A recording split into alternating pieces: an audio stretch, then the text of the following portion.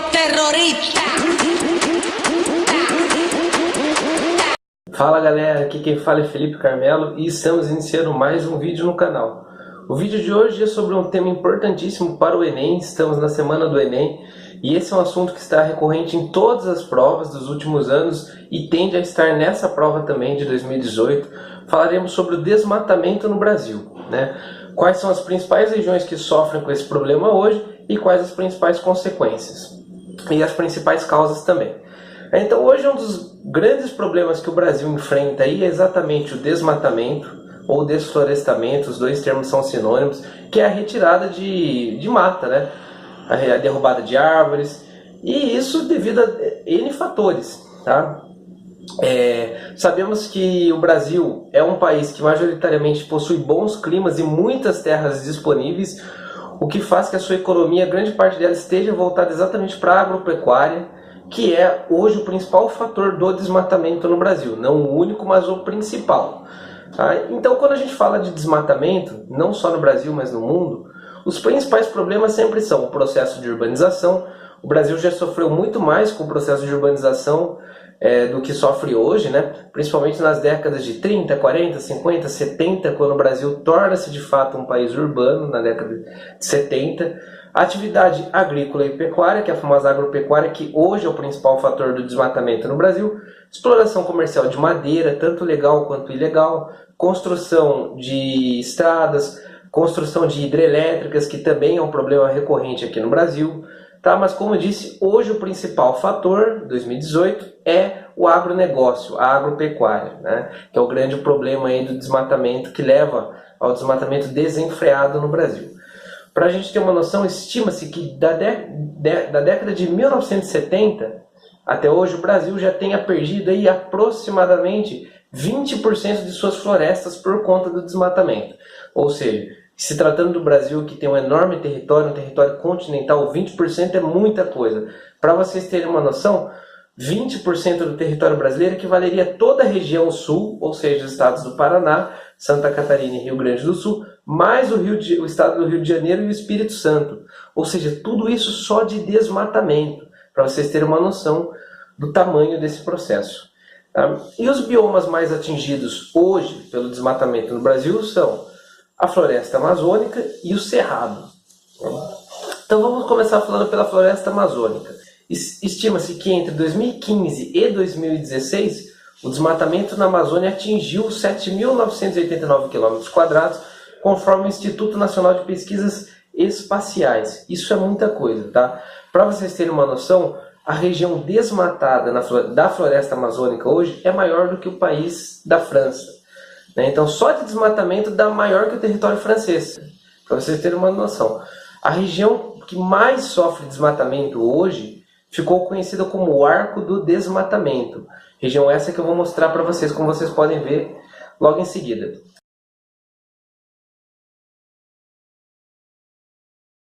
Essa região ela atinge 500 mil km² e é onde se concentra esse desmatamento. E o que é esse arco do desmatamento na região da Amazônia? É nada mais nada menos que a expansão de uma fronteira agrícola, cada vez mais se expandindo para o interior da floresta amazônica, o que é muito preocupante.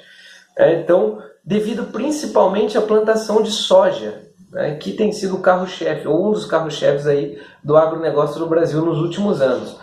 Além da plantação de soja e essa expansão da fronteira agrícola, a região amazônica sofre muito com a extração ilegal de madeira, né, o que é um problema denunciado inúmeras vezes, né? Então, além da extração legal de madeira, 70% de toda a extração da Amazônia hoje é de maneira ilegal, ou seja, a grande maioria se dá de forma irregular. Agora falando sobre o Cerrado, esse que fica na região centro-oeste do Brasil, que também tem sofrido muito, a principal causa do desmatamento no Cerrado também é a agropecuária, principalmente no Cerrado. Só para a gente ter uma noção de quão intenso foi esse processo de desmatamento no Cerrado, o Cerrado ele estava praticamente intocado até as décadas de 1960. Né? A partir de 1970, com a construção de Brasília, o centro-oeste no Brasil começa a ser ocupado. Consequentemente, processo de urbanização e desmatamento como principal consequência. Tá? Depois disso, a partir da década de 1970, é que se instala no Brasil o agronegócio. E o agronegócio, com a mecanização do campo, vem com força, principalmente na região centro-oeste, ou seja, no Cerrado, atingindo esse bioma. E desde então foi o bioma que mais sofreu com essa questão do agronegócio, mais que a floresta amazônica. Para a gente ter uma noção, né, se a gente parar para pensar em números, foi somente a partir da década de 1970 que o Cerrado começou a sofrer, de fato, um desmatamento. E hoje, 2018, ou seja, 50 anos depois disso, o Cerrado praticamente não existe mais. Ou seja, em 50 anos ele foi praticamente devastado por inteiro, para a gente ter a noção de quão intenso e acelerado foi esse processo de desmatamento no Cerrado. Qual a principal causa? Eu falei que o agronegócio, a agropecuária, mas principalmente para a plantação do quê? Da soja, mais uma vez a soja, a gente chama de sojicultura. E a soja, por que escolheram o Cerrado? Sendo que o Cerrado é um bioma que tem o solo ácido. Quando a gente estuda o Cerrado, a gente vê que não é um bom solo para plantação. Você tem um solo ácido, um pH muito baixo.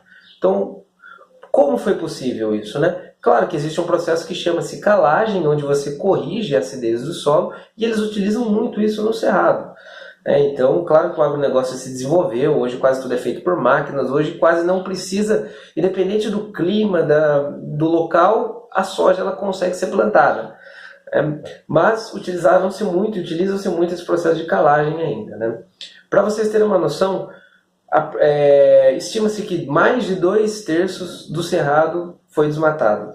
Ou seja, hoje estima-se que exista ainda em torno de 20% da vegetação original do Cerrado. Ou seja, muito pouco para algo que começou a ser devastado na década de 1970. Os estudos mostram e apontam que se continuar nesse ritmo, até 2030 não existe mais esse bioma, o Cerrado brasileiro.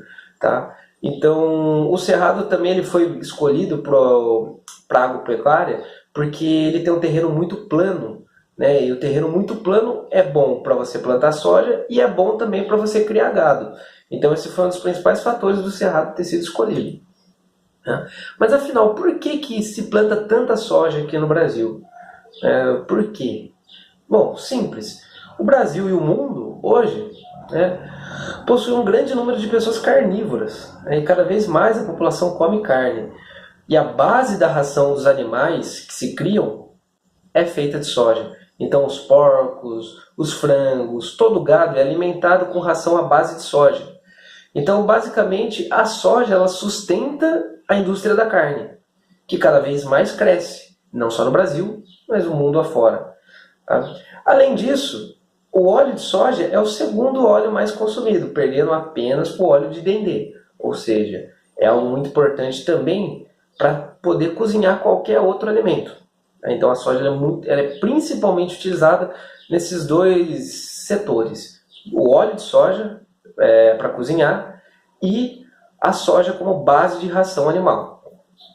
Quais são as consequências desse desmatamento no Brasil? As consequências de todo mundo. Qualquer lugar que você desmata, principalmente dessa maneira acelerada, como o Brasil tem sofrido, você traz inúmeros problemas ambientais. Eu vou citar aqui os principais para a gente ter noção. Quando você começa a desmatar dessa maneira, você intensifica processos de erosão, ou seja, os processos de erosão eles podem destruir solos. Além disso, processos de desertificação, principalmente em regiões semiáridas e áridas, como é o caso da Caatinga brasileira, que chove muito pouco. Assoreamento de rios, que pode levar ao desaparecimento dos rios, também é consequência do desmatamento, principalmente em regiões declives.